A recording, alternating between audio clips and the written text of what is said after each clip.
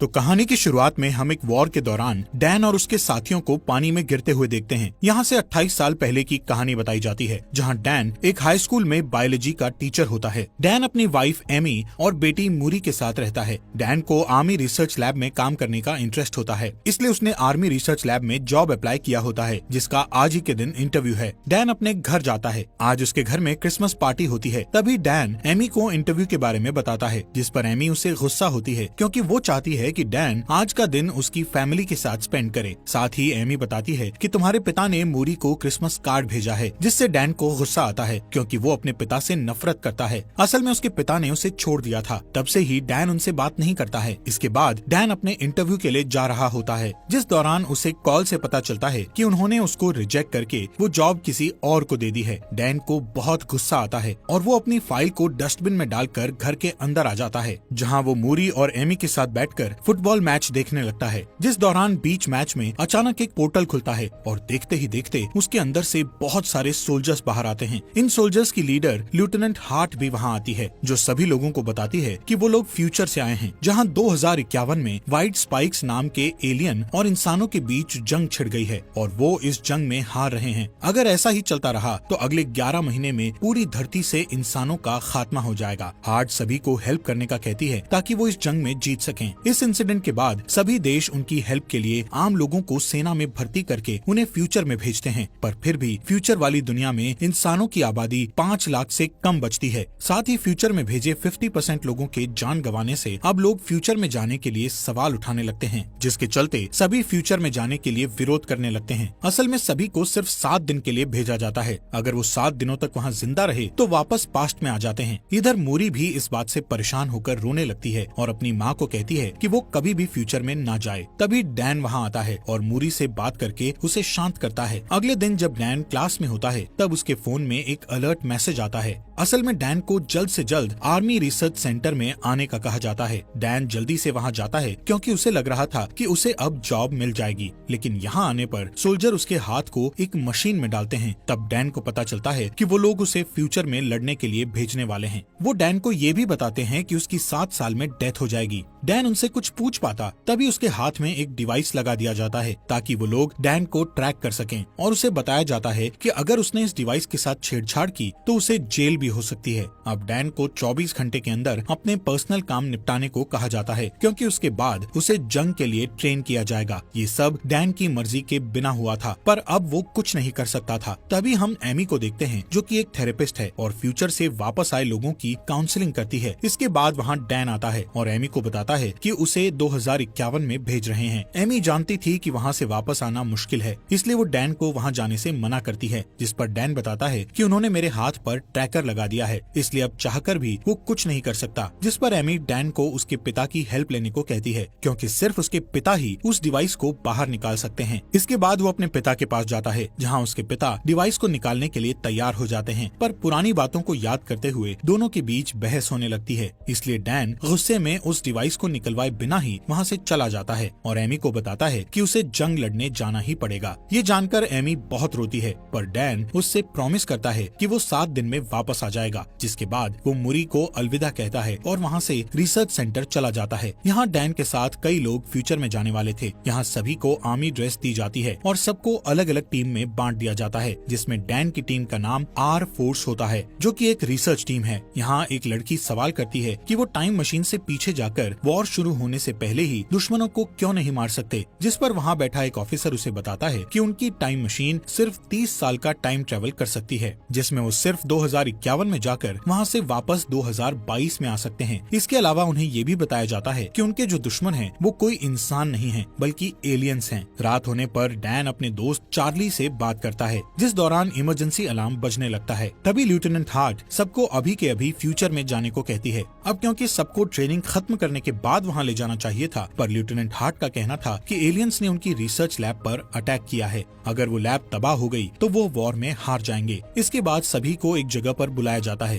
और फिर एक एक करके उन्हें फ्यूचर में भेजने लगते हैं, जिस दौरान सिस्टम में कुछ खराबी आ जाती है, जिसके कारण वो सभी जमीन पर पहुंचने की जगह आसमान में ही रह जाते हैं और फिर एक एक करके सभी नीचे गिरने लगते हैं। ये वही सीन था जो हमें कहानी की शुरुआत में दिखाया था। यहाँ डैन और कुछ लोग एक स्विमिंग पूल में गिरते हैं, जबकि बाकी के लोग जमीन पर गिरकर मर जाते हैं। यहाँ के हालात देखकर वो सभी दंग रह जाते हैं, क्योंकि हर तरफ सिर्फ एलियंस थे। इसके बाद हम फ्यूचर की दुनिया की कर्नल को देखते हैं, जो बचे हुए लोगों से कांटेक्ट करती है। वो डैन को टीम लीडर बनाते हुए कहती है कि उसे रिसर्च लैब में फंसे लोगों को बचाना होगा। डैन अपनी टीम के साथ लैब की ओर निकल जाता है। सभी लैब पहुंच जाते हैं और देखते हैं कि एलियंस ने सभी लोगों को मार दिया है। जब कर्नल को इस बारे में पता चलता है तो वो बहुत दुखी होती है और डैन को लैब में रखी हार्ड ड्राइव लाने को कहती है। इन लोगों के पास ज्यादा टाइम नहीं होता है, क्योंकि एलियंस लैब में आने वाले थे। जिसके बाद कर्नल डैन को लैब में रखी सभी बायोलॉजिकल मटेरियल भी साथ लाने को कहती है, जिस दौरान वहाँ एलियंस भी आने लगते हैं। इसलिए यहाँ की आर्मी लैब पर बॉम्ब गिराकर उसे पूरी तरह तबाह करने के लिए निकल जाती है। कर्नल बताती है कि डैन और उसके साथियों के पास सिर्फ 3 मिनट हैं, जिसके बाद लैब को ब्लास्ट कर दिया जाएगा। पर जब वो लोग लैब के बाहर जा रहे होते हैं, तभी एलियंस उन पर अटैक कर देते हैं। ये एलियंस बहुत ही ताकतवर होते हैं और उन पर गोलियों का कोई असर नहीं होता है। एलियंस के अटैक में डैन के कुछ साथी मारे जाते हैं।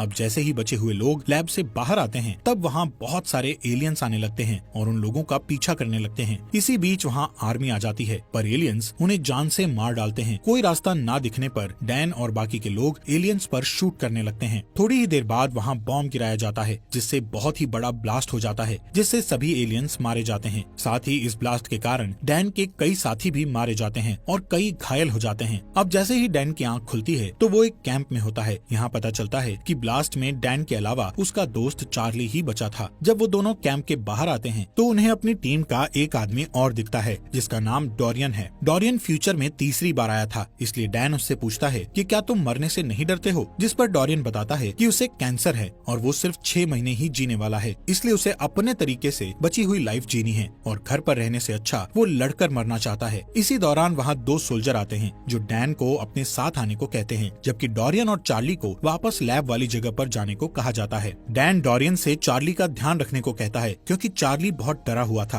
और वहाँ वापस जाना नहीं चाहता था। दूसरी ओर डैन जब कर्नल से मिलता है तो उसे पता चलता है कि वो उसकी बेटी मूरी है। असल में मूरी फ्यूचर में बड़ी हो चुकी थी। डैन उसे कर्नल की पोस्ट पर देखकर बहुत ही खुश होता है और खुशी से रोने लगता है। अब जैसे ही डैन उसे हक करने वाला होता है, तब मूरी उसे रोक देती है। साथ ही उससे कहती है कि मैंने तुम्हें यहाँ पर इमोशनल होने के लिए नहीं बुलाया है, बल्कि एक खास वजह से बुलाया है। जब डैन उस वजह को पूछता है तो मूरी उसे वक्त आने पर सब कुछ बताने का कहती है। इसके बाद मूरी डैन को अंदर ले जाती है और फीमेल व्हाइट स्पाइक्स के बारे में बताती है। मूरी का कहना था कि फीमेल एलियन बहुत ताकतवर और गुस्सैल होती है, जो कि जमीन के नीचे अपना घोंसला बनाती है और एलियंस को पैदा करती है। इस फीमेल एलियंस की हिफाजत सभी मेल एलियंस करते हैं और उसकी हिफाजत में अपनी जान तक दे देते हैं। मूरी डैन को अपने साथ एक मिशन पर ले जाने का कहती है। इस मिशन में वो फीमेल एलियन को पकड़कर उसके डीएनए से एक टॉक्सिन बनाना चाहती है, जिससे सभी एलियंस को मारा जा सके। असल में सभी अब तक मेल एलियंस को मार रहे थे, लेकिन फीमेल एलियंस को मार पाना मुश्किल था। अगर फीमेल एलियंस मारी जाएं, तो फिर और एलियंस पैदा नहीं होंगे और बचे हुए एलियंस को मारकर वो दुनिया को बचा लेंगे। इसके बाद वो सभी उस जगह पर जाते हैं जहाँ फीमेल एलियंस जमीन के अंदर रहती थी। इस जगह पर जाकर मूरी डैन को ऊपर ही रहने को कहती है और वो नीचे आकर फीमेल एलियन को पकड़ने लगती है। ये एलियन बहुत ताकतवर होती है और वो अपने मेल एलियंस को आवाज लगाकर उन्हें बुलाने लगती है। कुछ ही देर बाद वहाँ बहुत सारे एलियंस आने लगते हैं। ये देखकर डैन अपनी बेटी को बचाने के लिए नीचे उतर जाता है। आखिर में उस एलियन को पकड़ लिया जाता है और फिर उसे हेलीकॉप्टर से सेंटर में भेज दिया जाता है। पर तभी वहाँ कई एलियंस आ जाते हैं, जिनके अटैक से काफी सोल्जर्स मारे जाते हैं। इधर डैन और मूरी आर्मी की एक कार में बैठ जाते हैं, जहाँ डैन कार को ड्राइव करता है और मूरी एलियंस पर शूट करती है। इसके बाद वो दोनों एक बीच पर पहुँच जाते हैं, जहाँ एक भी एलियन नहीं था। इधर मूरी डैन से गुस्सा होकर पूछती है कि वो हेलीकॉप्टर से नीचे क्यों आया, जिस पर डैन कहता है कि तुम मेरी बेटी हो और तुम्हें खतरे में देखकर मैं चुप कैसे बैठ सकता था। यहाँ मूरी डैन को बताती है कि मैं जब 12 साल की थी तब तुम मुझे और मेरी माँ को छोड़कर चले गए थे और फिर कुछ सालों बाद तुम्हारी डेथ हो गई। यही कारण था कि मूरी अभी तक डैन को देखकर खुश नहीं थी। मूरी को रोता देख डैन बहुत दुखी होता है। उसे समझ नहीं आ रहा था कि आखिर उसने पास्ट में अपनी फैमिली को क्यों छोड़ा। थोड़ी ही देर बाद वहाँ हेलीकॉप्टर आता है और समुद्र के बीच बने आर्मी सेंटर में ले जाता है। इस जगह को इतना खास बनाया गया था कि कोई भी एलियन वहाँ ना आ सके। इस जगह पर ही उस फीमेल एलियन को रखा गया था। मूरी उसका ब्लड सैंपल लेकर उसका डीएनए निकालती जाती है। डीएनए चेक करने पर उसे पता चलता है कि उसे अभी कई सैंपल लेकर हजारों टेस्ट करने होंगे, तब जाकर एक टॉक्सिन बनेगा। इस टॉक्सिन के बनने के बाद वो सभी एलियंस को आसानी से मार सकेंगे। मूरी सभी डीएनए सैंपल्स पर काम करती है, पर उसे अभी तक परफेक्ट डीएनए सैंपल नहीं मिला था। ये सैंपल सिर्फ 60% और 50% तक सीमित होते थे। मूरी पूरी रात जागकर सैंपल टेस्ट करती है, पर अभी तक उसे कोई अच्छा रिजल्ट नहीं मिलता है। इसके बाद वहाँ डैन आता है और मूरी को रेस्ट करने का कहता है। आज ही के दिन डैन को यहाँ 7 दिन हो चुके थे, इसलिए अब उसे वापस 2022 में जाना था। डैन मूरी से पूछता है कि आखिर उसने उसे यहाँ क्यों बुलाया था, जिस पर मूरी कहती है कि अगर ये टॉक्सिन बन गया तो इसे अपनी दुनिया में वापस लेकर जाना तुम्हारा काम है, क्योंकि यहाँ और टॉक्सिन बनाने में काफी वक्त लग जाएगा। पर जब तुम इसे लेकर अपनी दुनिया में जाओगे तो इसे बनाने के लिए काफी वक्त होगा। जब ये टॉक्सिन बन जाएगा तो वो अपनी दुनिया में वॉर को शुरू होने से रोक सकते हैं। इसी दौरान उन्हें एक डीएनए सैंपल टॉक्सिन 100% होते हुए दिखता है। तभी वो फीमेल एलियन जाग जाती है और जोर जोर से चिल्लाने लगती है, जिसकी आवाज सुनकर सभी मेल एलियंस वहाँ आने लगते हैं। इनकी तादाद इतनी थी कि सबको मारना मुश्किल था। एलियन बुरी तरह सोल्जर्स को मारने लगते हैं। वहीं डैन और मूरी एक साथ होते हैं, जिस दौरान मेल एलियंस उस फीमेल एलियन को आजाद कर देते हैं। अब डैन को जल्द से जल्द उस जगह पर पहुंचना है जहां से वो वापस 2022 में जाएगा, लेकिन इस जगह पर काफी एलियंस आ चुके थे।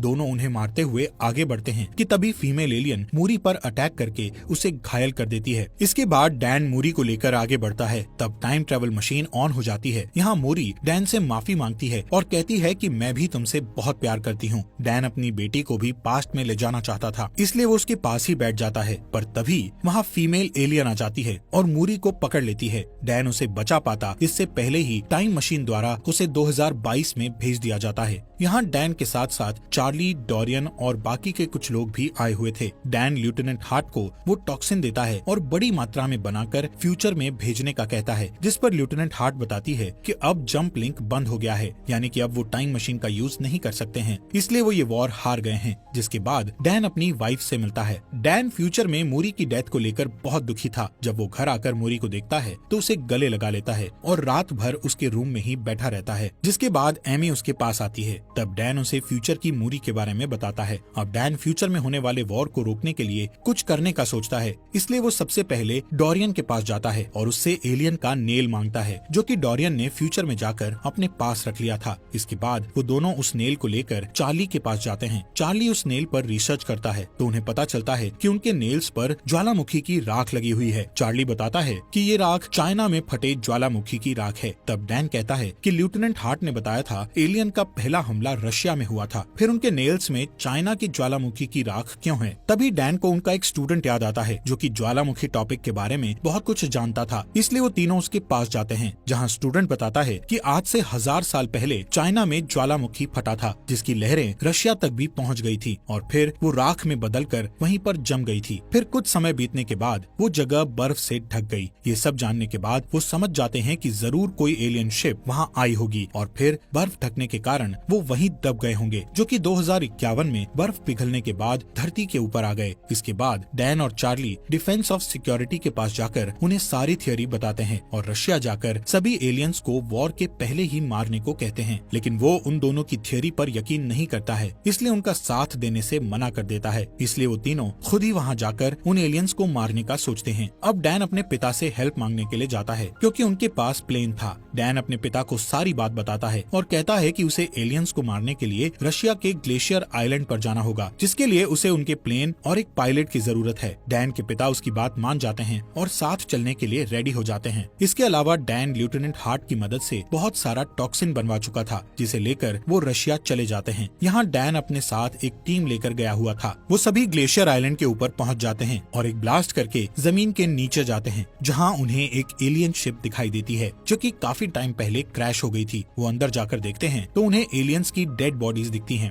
यहाँ उन्हें पता चलता है कि कुछ एलियंस अपने आप को जिंदा रखने के लिए सो रहे हैं, जिसके बाद वो अभी टॉक्सिन से उन एलियंस को मारने लगते हैं, जिस दौरान फीमेल एलियन जाग जाती है और उन सब पर हमला कर देती है। तब डोरियन सबको शिप से बाहर जाने का कहकर शिप को ब्लास्ट करके सब कुछ खत्म करने का कहता है। इसके बाद वो सभी एलियंस एक एक करके बाहर आने लगते हैं, जिन्हें डैन के पिता शूट करके मारते हैं, लेकिन ज्यादा एलियन होने के कारण डोरियन को शिप ब्लास्ट करनी पड़ती है, जिससे डोरियन की भी डेथ हो जाती है। यहाँ सिर्फ चार्ली, डैन और उसके पिता ही बचे थे। डैन के पिता बताते हैं कि एक एलियन यहाँ से भाग गया है। अब दोनों दोनों उसे ढूंढते हैं और चालाकी से उस पर शूट करते हैं। ये वही फीमेल एलियन होती है जो कि बहुत ताकतवर है और उसे आसानी से मार पाना बहुत मुश्किल है। तभी वो वहाँ से भागकर छुप जाती है और डैन पर अटैक करती है। ये देख डैन के पिता उस पर अटैक करके डैन को बचाते हैं, पर थोड़ी देर बाद वो डैन के पिता पर अटैक करती है। तब डैन जल्दी से उठकर उस एलियन को जान से मार देता है। इसके बाद डैन अपने घर आ जाता है और उसके साथ उसके पिता भी होते हैं।